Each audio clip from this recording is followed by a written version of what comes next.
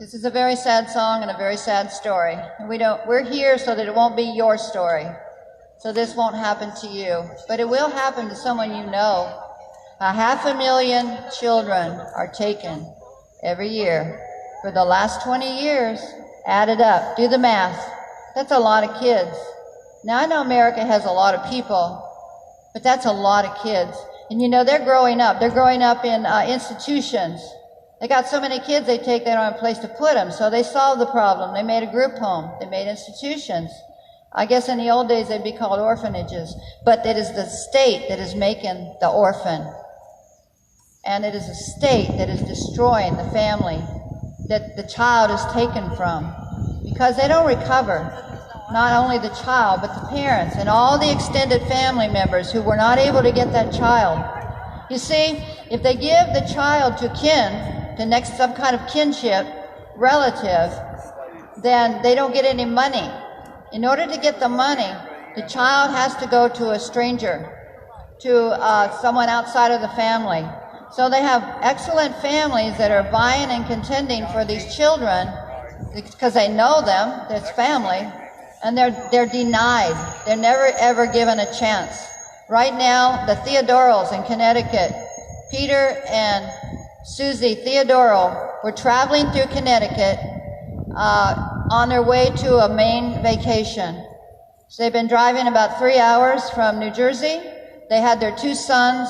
They were visiting family members in New Jersey. She was quite pregnant. It was about time. It was actually a little early. She was, I think, about 38 weeks. And the parents that they had come to visit told them, go have a little time together. So they were driving up to Maine to a favorite spot. And after driving for about 3 hours, she had some back pain and she wanted to get checked. So they pulled into Middlesex Hospital in Connecticut, in Middletown, Connecticut, to get a little check. Within 1 hour of arriving in that ER, they had verbally assaulted, attacked them, tortured them, had her tied down, force medicated. They had the baby cut out of her, and she was visiting with a CPS worker who was telling her they were keeping the baby. Now, they don't have their baby yet. They live in Tennessee. And they returned home realizing at some point, you know, they could not, there's nothing they could do. But we are fighting on behalf of the Theodoros.